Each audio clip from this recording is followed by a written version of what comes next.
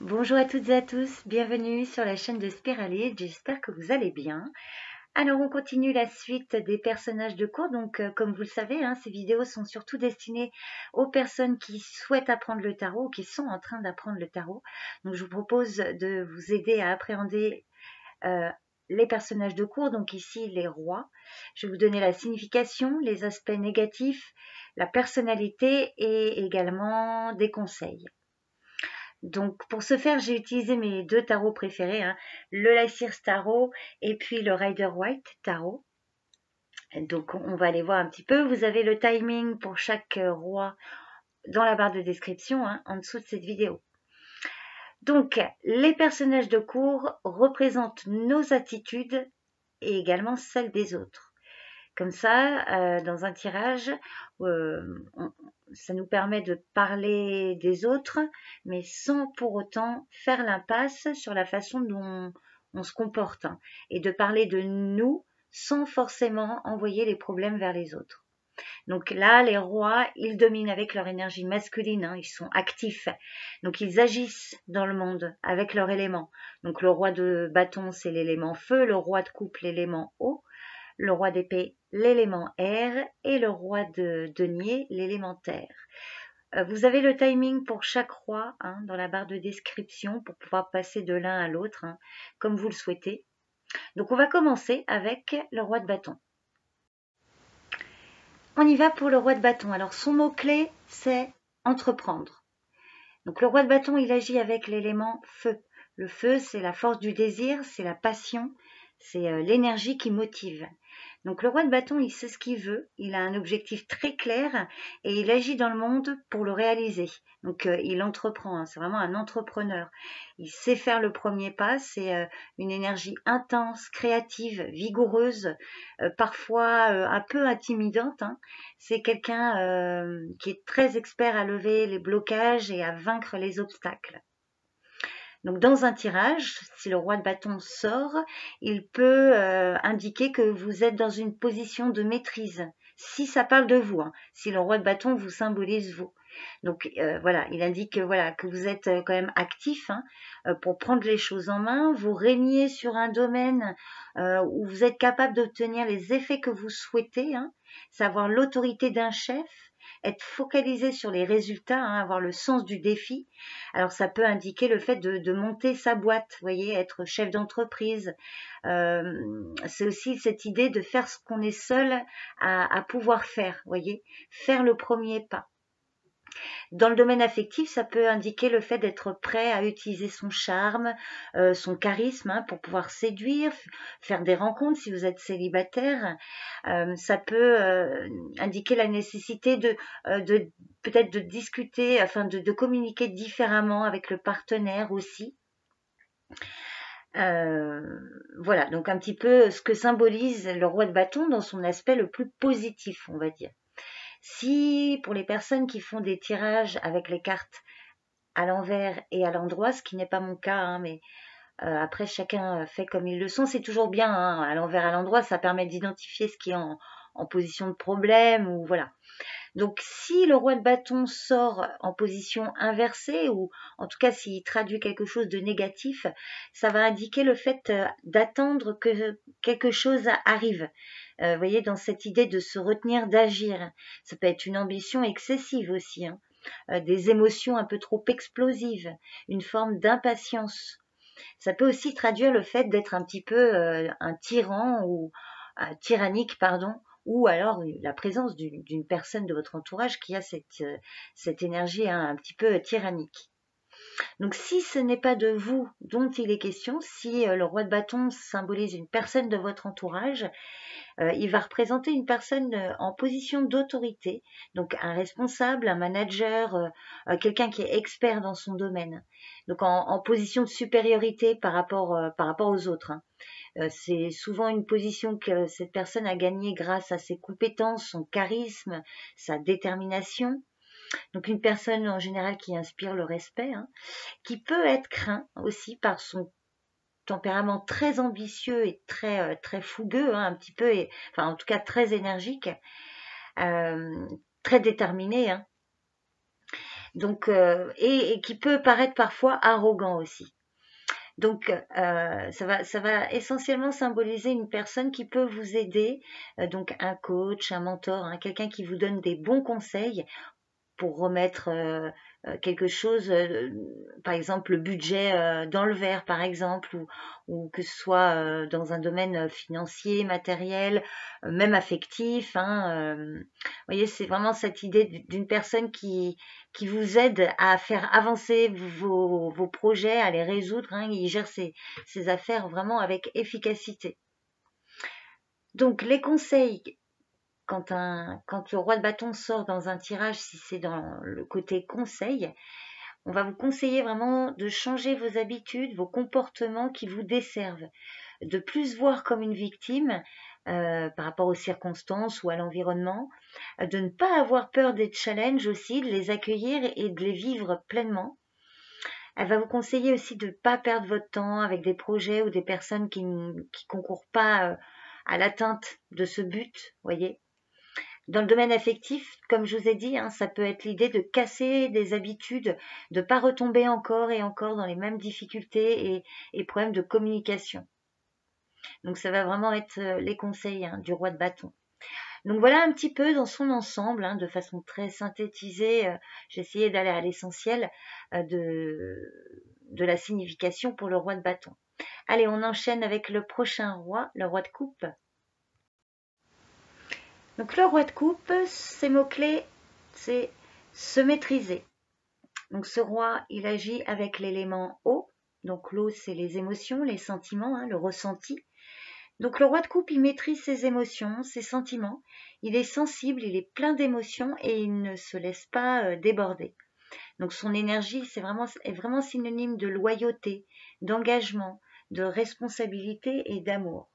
Donc, comme tous les rois, hein, c'est une énergie intense, mais moins intimidante que les autres. Donc le roi de coupe, c'est un excellent guide qui écoute avec tolérance, qui conseille avec bienveillance. Donc c'est vraiment comme un phare, hein, c'est une présence bien ancrée, apaisante dans l'océan émotionnel de ses proches. Donc lorsque cette carte sort dans un tirage, elle va évoquer le fait de maîtriser ses émotions, hein, les ressentir avec profondeur, mais sans se laisser submerger. C'est cette idée de faire preuve de sang-froid, de rester digne, de soutenir ceux qui en ont besoin sans jamais perdre ses moyens, de faire preuve de compassion aussi. C'est la capacité de parler avec aplomb des choses qui vous touchent ou d'avoir un discours qui génère de l'émotion chez les autres aussi. Ça peut aussi être l'idée de bien connaître son monde intérieur et d'en tirer quelque chose de précieux. C'est cette capacité à aider et faire grandir.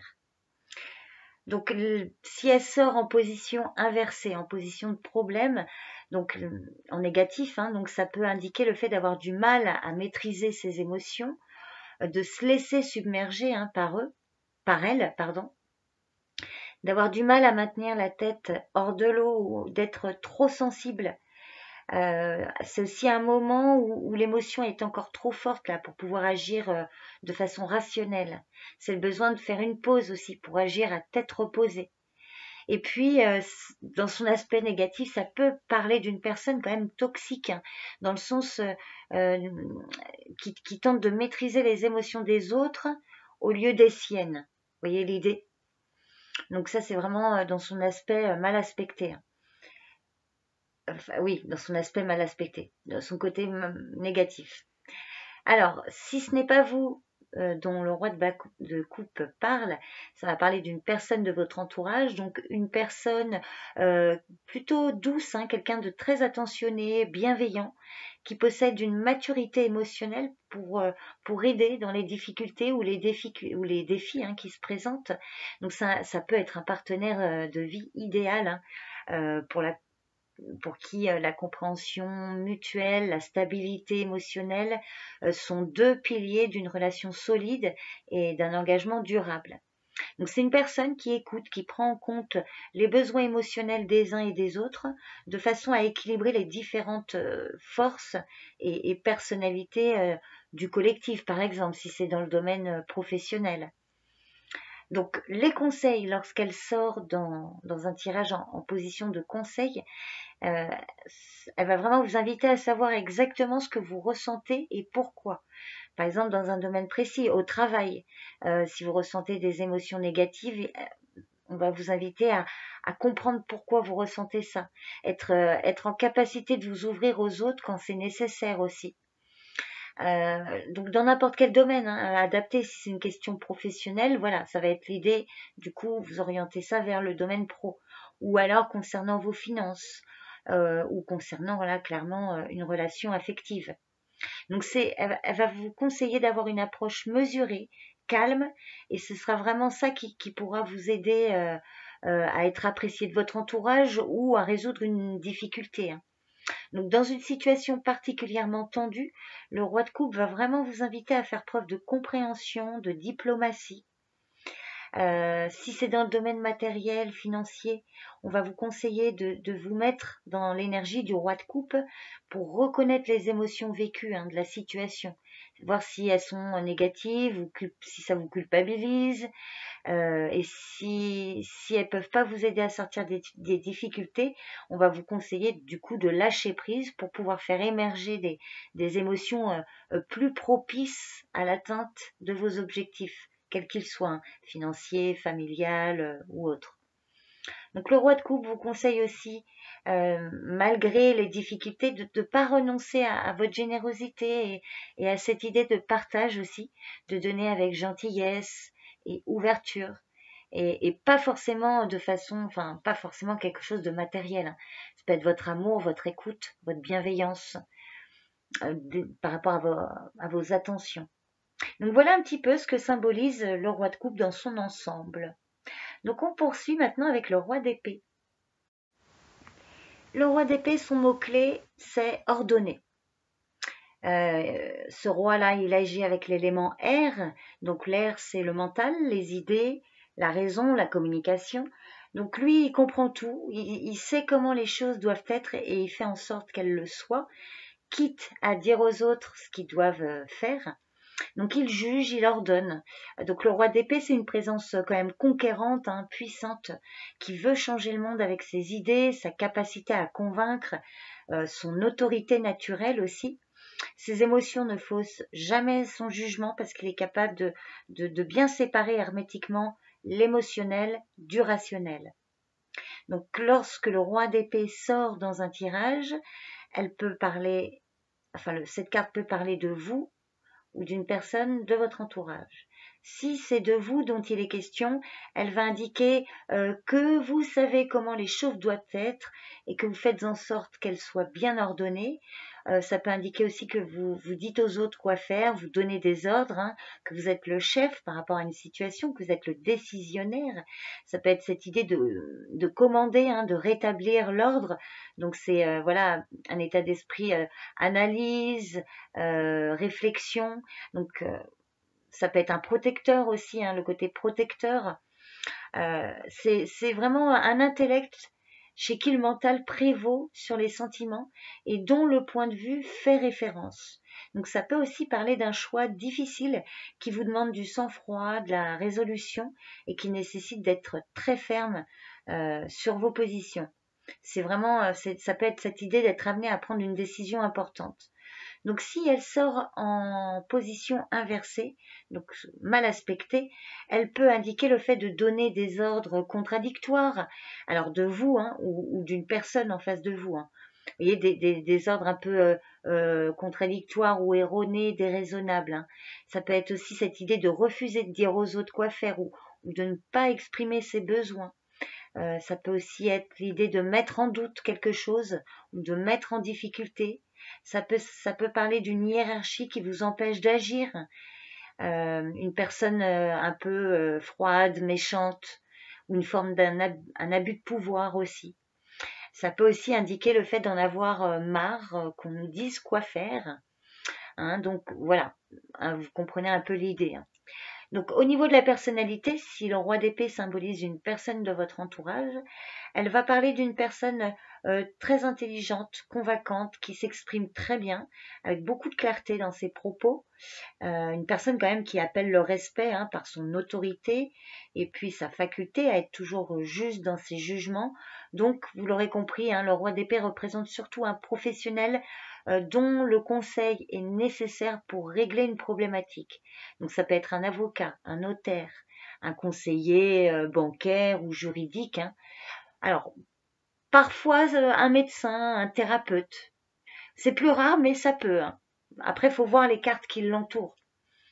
Donc, si elle sort en position de conseil, donc le roi d'épée va vous conseiller d'utiliser la même approche que lui face à une problématique. Donc, on vous invite au détachement, au sang-froid pour pouvoir analyser la situation de façon objective, de faire le point de façon rationnelle et non pas émotionnelle, de rester juste et honnête dans l'évaluation de votre situation ou des personnes pour que la décision soit juste et impartiale.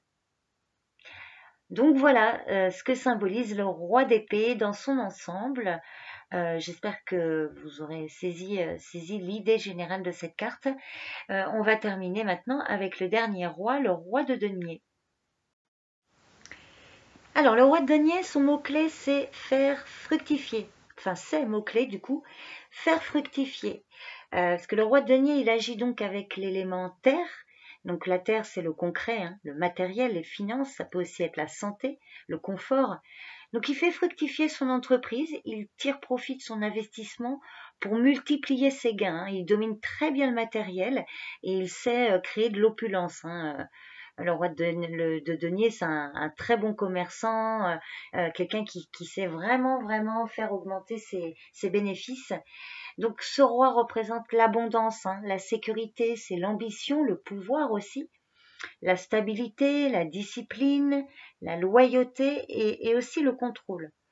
Donc le roi de denier, il est plus obligé de lutter pour obtenir ce qu'il désire, contrairement au valet et au cavalier. Lui, il est capable d'accomplir tout ce qu'il veut parce qu'il a déjà fait ses preuves. Voyez. Donc il indique souvent l'accomplissement final d'une tâche quand ça sort dans un tirage, une entreprise ou d'un investissement. Donc, quand elle sort dans un tirage, ça peut indiquer le fait de, justement, de faire fructifier quelque chose. Ça peut être un succès financier qui vous permet d'investir et d'obtenir encore plus. Ça peut vous annoncer un bon retour sur investissement, d'investir aussi avec compétence. Ça peut vous annoncer de très bons résultats financiers. Ça peut aussi être cette idée que vous êtes capable de faire fortune, que vous êtes dans une bonne énergie. Ça peut aussi indiquer que vous êtes un bon vivant, que vous profitez des bonnes choses, que vous jouissez aussi d'une santé plutôt florissante. Ça peut aussi signifier le fait d'être un très bon gestionnaire, un banquier ou un chef d'entreprise, une tâche aussi qui est remplie ou un objectif qui a été atteint. Et puis aussi vous indiquer que voilà, vous profitez de tout ce qui a été accompli. Alors maintenant, les aspects négatifs de cette carte, si elle sort en position inversée, elle peut traduire le fait de faire de mauvais investissements ou alors elle parle d'une gestion difficile.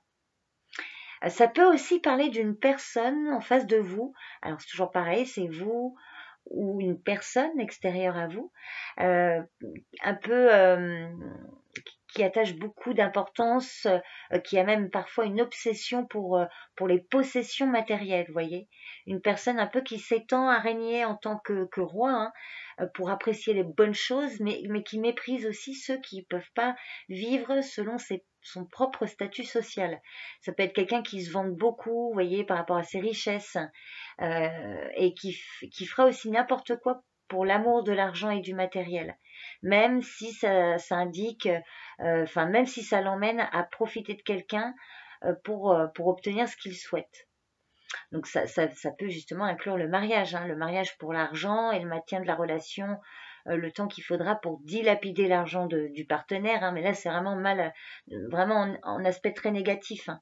Donc ça peut être un avertissement pour quelqu'un de l'entourage ou un aperçu de vos propres défauts, et dans certains cas ça peut aussi parler de la peur de l'engagement si c'est dans le domaine affectif.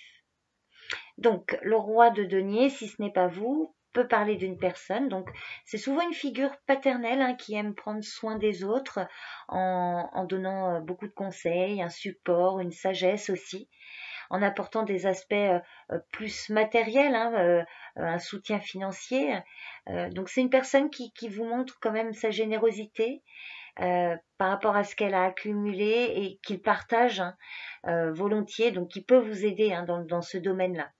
C'est un très bon exemple de stabilité financière sur qui vous pouvez vous appuyer, hein. Alors c'est souvent un homme, alors ça peut être une femme, hein, qui a atteint le summum du pouvoir, hein, et dont l'influence peut vous aider à faire prospérer quelque chose. Donc si elle sort en carte conseil, elle va vraiment vous conseiller de travailler dur, hein, de façon méthodique et consciencieuse, de donner généreusement de votre temps, de vos ressources. Elle vous invite vraiment à adopter une approche méthodique, planifiée, réfléchie pour pouvoir atteindre ce que vous souhaitez. Donc d'être pragmatique, de vous tenir bien informé des questions pratiques, de vous concentrer sur l'essentiel, utiliser votre capacité de résolution pour pouvoir trouver les solutions aux problèmes, hein. Être en mesure de tirer parti de vos différentes compétences et ressources pour pouvoir attirer la réussite. Et puis elle vous conseille aussi de ne pas hésiter parfois à dépenser de l'argent quand il le faut pour générer plus de bonheur, de bien-être, ou pouvoir profiter de la vie, hein. Vous voyez, c'est dans cette idée d'investissement, de ne pas hésiter à dépenser de l'argent pour pouvoir investir sur du long terme, récolter sur du long terme. Donc, et puis aussi d'établir un budget réaliste en fonction de vos revenus. Donc ça peut signifier le fait d'abandonner certains luxes, hein, et de rester droit dans ses bottes. De toute façon, tous les rois vont vous inviter à être dans cette énergie, hein. Donc voilà un petit peu tout ce que symbolise le roi de denier, aussi appelé le roi de Pentacle, hein. J'avais oublié de préciser. Donc voilà, on a fait le tour. J'espère que ces explications rapides vous aideront à mieux comprendre la signification des personnages de cour. N'hésitez pas à me dire en commentaire si ça vous aide. Voilà, si vous êtes satisfait de ces petits formats. Donc, les personnages de cour sont faits. Donc vous pouvez retrouver, hein, dans la playlist Apprendre le tarot. Là, je vais me mettre à faire les arcanes majeurs. Voilà, bah écoutez, je vous remercie beaucoup pour votre présence et votre écoute. Je vous dis à très bientôt chez Spiralide et prenez bien soin de vous. Bye bye.